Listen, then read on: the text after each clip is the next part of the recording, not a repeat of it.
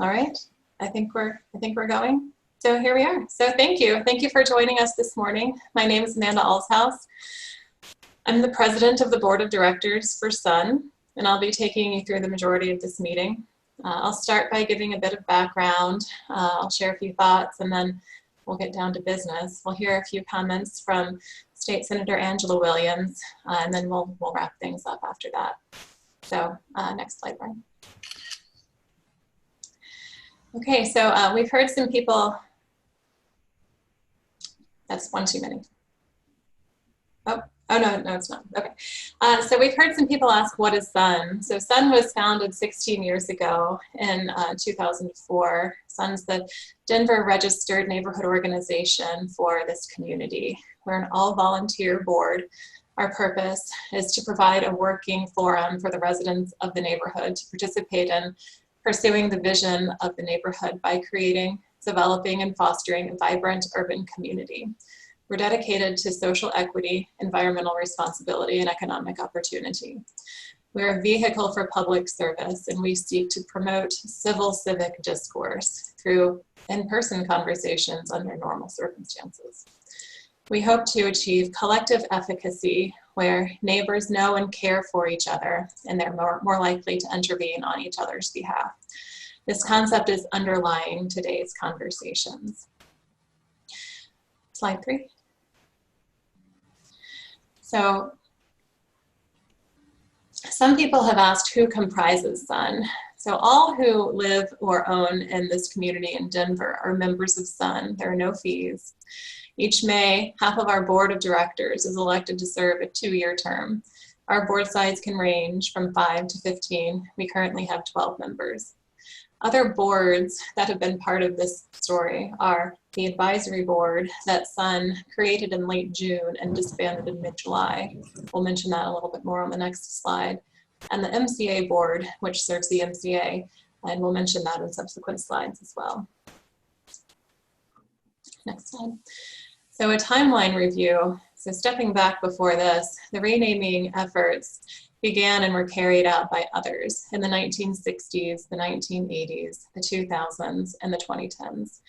This is because of Benjamin Stapleton's membership in the KKK from 1922 to 1925. This iteration began in early June 2020 as the world was reacting to video footage from May 25th, 2020, where George Floyd, a 46-year-old Black American man, was killed in Minneapolis by a police officer. In this community, a march was held called Showing Up for Black Lives on Saturday, June 6th. Several community Facebook pages, businesses, and organizations began to minimize the use of the word Stapleton.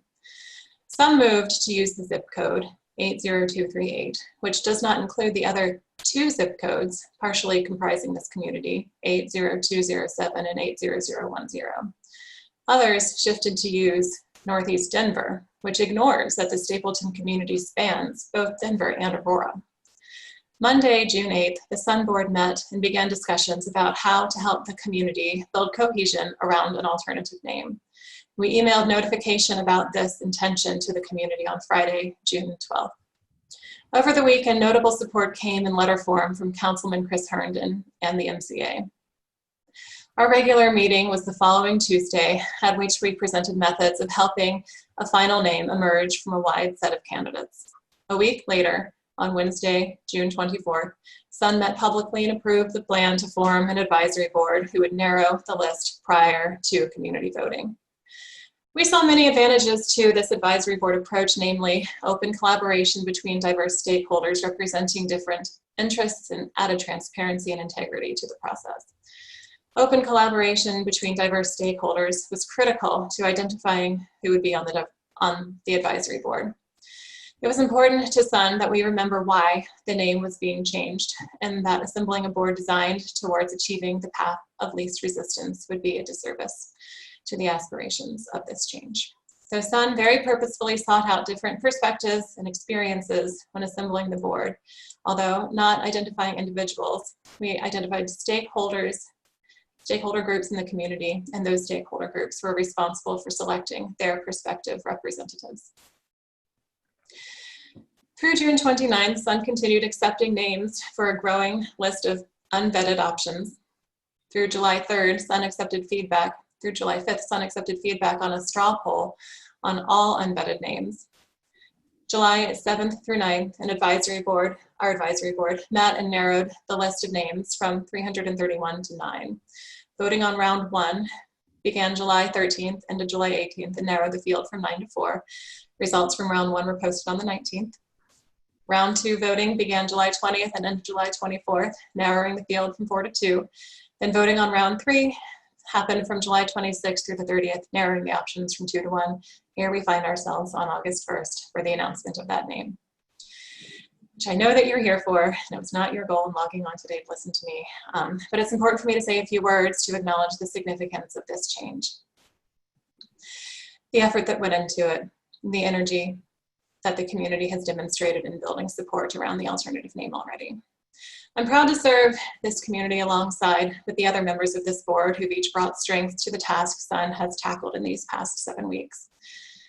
Together, we achieved transparency through regular communication, attempting to leave no question unanswered through what became weekly postings of answers to questions that we received the previous day. Each Sun board member has operated with and brought to this process integrity. In supporting our implementation of the plan laid out to the community June 24th, the work has been divided among the volunteers, but it has been a heavy load. Whether serving on the advisory board, assisting with communication, gruelingly performing manual checks of ballots, drafting communication, providing feedback, or raising questions for further consideration by the board, each member has been working in overdrive. Collectively, our efforts, and with the help from the press, we have achieved inclusiveness in this vote. The weekend of July 10th, Sun members distributed flyers to high-density housing areas in the community and senior housing. We visited businesses and sought out ways we could hone our communication. Sun communicates in writing to each resident in the community through a standing article called The Sun Spot in the Front Porch newspaper. The MCA emailed weekly updates from Sun these past several weeks, and we've expanded our email distribution list from 3,000 to over 10,000 in the month of July, helping to build our communication each round. Just as described, our follow-through on the plan laid out June 24th has been incredible. The volunteer hours have been remarkable to meet the preference for an efficient process. To the community, we thank you for all of the suggested names, the story and the passion around each suggestion. It's expected that when starting from a list of 331 options at the beginning of July, each person's first choice might not have been among the finalists. As the field is narrowed each round, we hope that support has been building stronger for the options that resonated well across the community as a whole. We know that for many, feelings remain strong about the need for change or whether the change we achieved was substantial enough. Some residents are simply ready to talk about something else. Regardless of your stance on this issue, we call for the passion that has been demonstrated for this topic to be directed to uniting behind this group decision and to help us in moving forward with a new name. We have just completed what might be the largest group project ever undertaken. In leading this effort, we're grateful for the grace of this community and that they gave us the space to conceive and implement a process without an example during a time that's full of overarching stressors. We're inspired by the residents we serve, and we believe that the engagement of this community is matched by few, and we are excited to see where our neighbors take us next. Under a new name, Sun will continue to be a part of the fabric of this community and will seek to amplify voices and efforts to make the community more inclusive.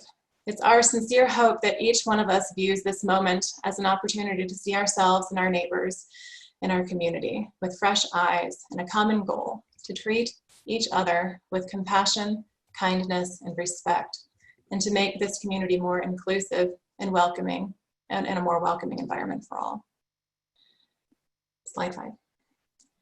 So people want to know how many people voted. So we held back the totals from each round of voting as we viewed the processes live for the whole month of July. Ideally, we wanted to see similar or slightly higher numbers each round, but voter turnout consistently exceeded our expectations. We're really happy to report that for each round, whether including all votes We're just softly screening with duplicates and invalid names removed. We're strictly screening votes using addresses and names. Each round, the ranked choices would have been the same, and the overall percent in this round is not substantially different. So if you want to hear that we included all votes, no matter where a person lived, you can hear that.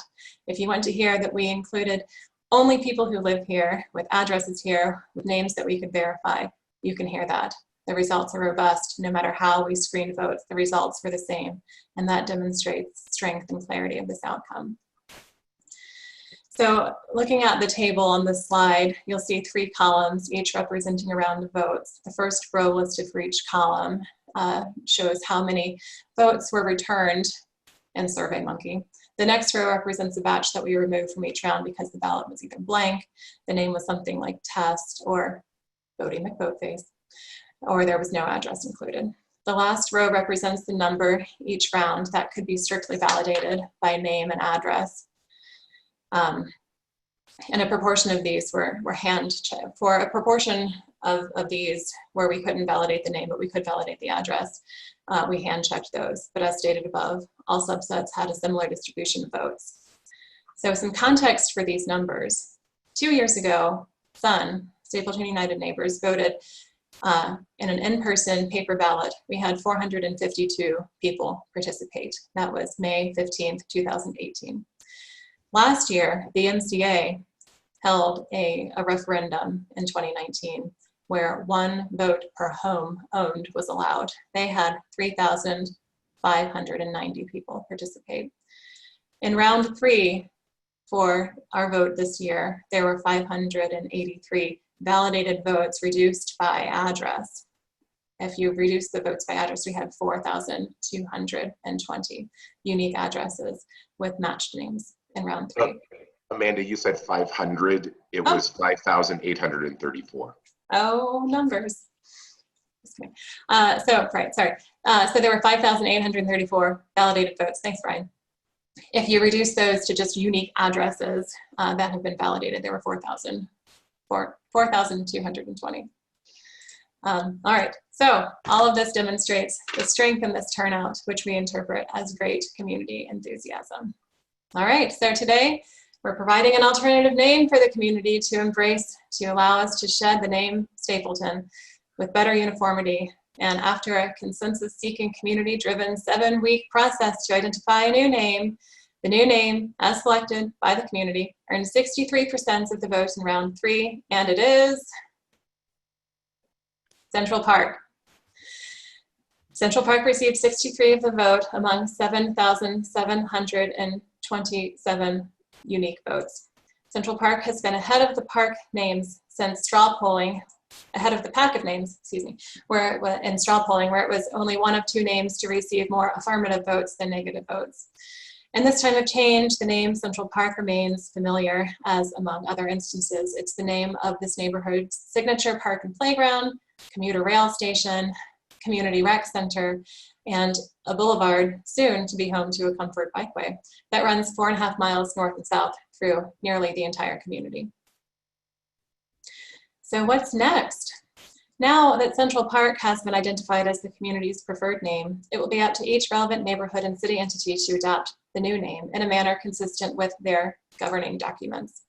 SUN will host a community vote to adopt the new name for our organization on Monday, August 31st. This vote is contingent on receiving 100 signatures on a petition that's being launched today. As space will be limited in that virtual meeting, we'll also allow electronic voting with a link to that being sent the week before. All right, now we'd like to hear a few words from our State Senator, Angela Williams.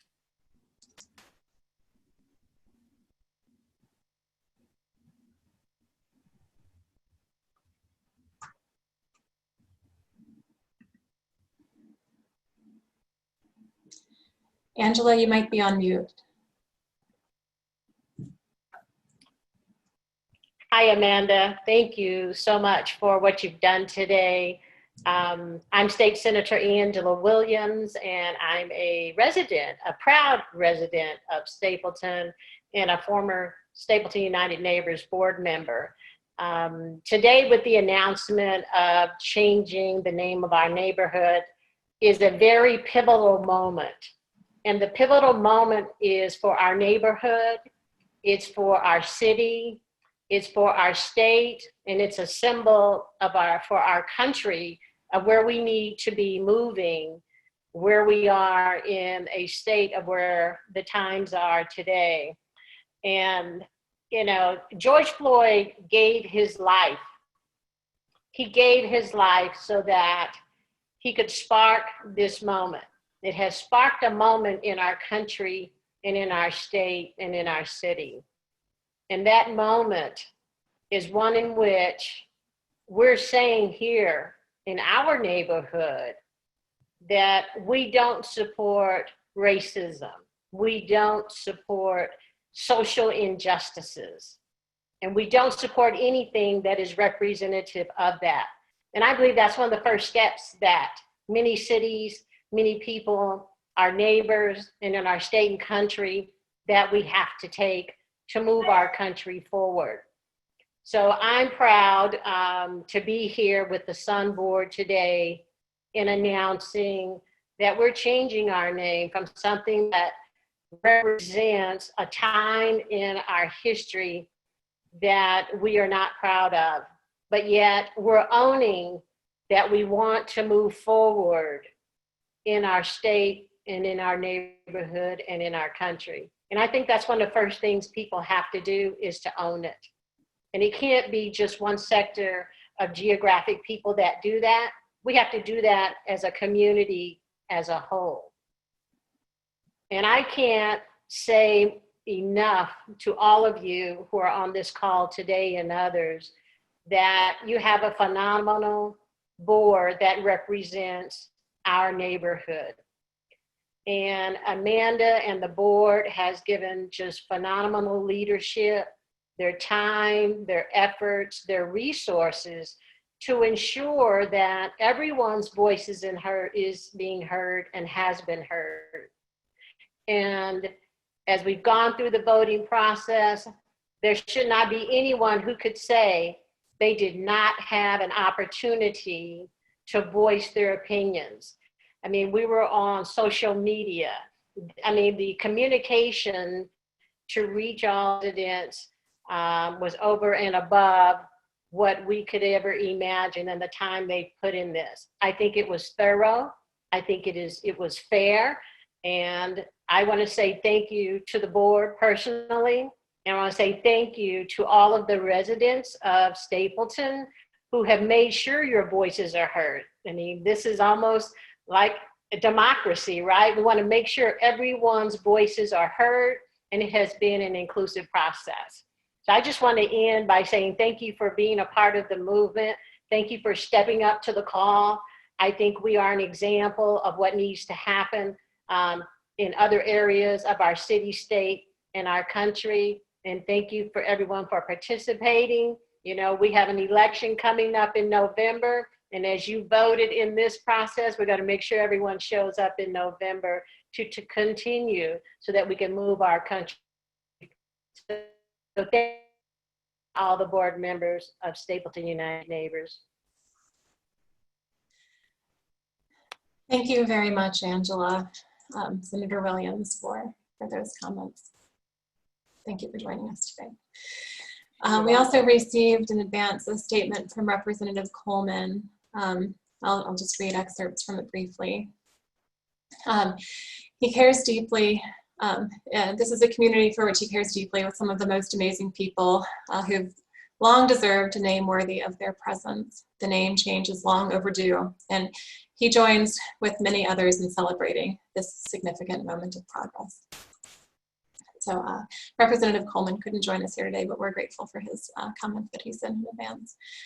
For Councilman Chris Herndon, who also wasn't able to join us, he wrote that as a former Sun Board member, he has a deep appreciation for the work registered neighborhood organizations do in our communities. These volunteers and others who've been involved in the name change committed to a collaborative, inclusive process. And we've done a significant work to help move the community and city forward. He's asked city agencies to update references to the community as soon as possible to reflect the change. All right, next slide.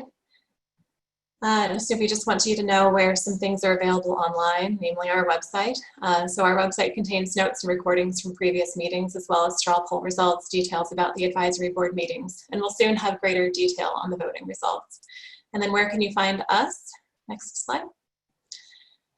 So we'll continue meeting on the third Tuesday of each month virtually as long as necessary. And we're hosting a special community meeting at the end of this month on August 31st, as we just announced. Please look for communication from us in the Front Porch newspaper and the monthly Sunspot. And you can email us directly at stapletonunitedneighbors.com or at gmail.com. And then sign up for emails from us on our website.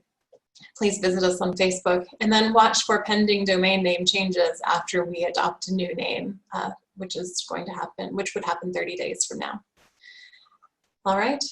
So in closing, I'm proud to serve this community as president of the Sun Board alongside the 11 other board members. We've worked hard these past 7 weeks to help an alternative name emerge from this community through a process defined by integrity, transparency, inclusiveness, and efficiency. I'm grateful for the high level of participation by the community, and I'm satisfied with the strength and clarity of this outcome. People have shown up and come together. We're replacing a name, but work remains in this community and across the nation to replace systems that have brought us to a place of widening race-based disparities in health, opportunity, and starting point. However, today, we can celebrate that together we have found an alternative name. Thank you all, and I'm proud to be your neighbor in Central Park. All right, that's all for today.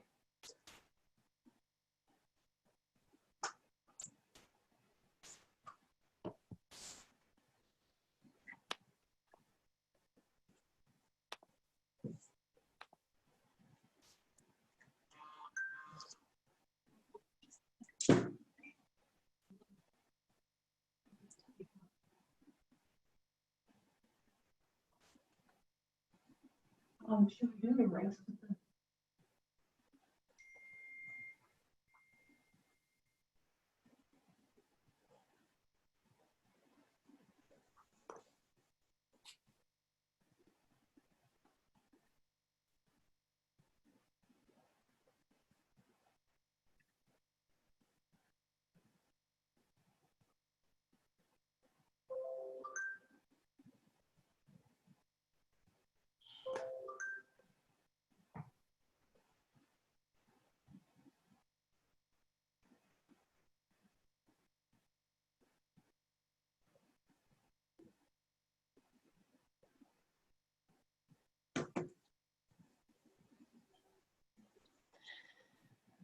All right, should I go ahead and end the meeting?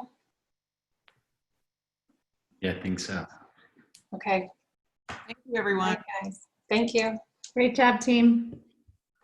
Thanks, Amanda. Great job. Thank you all.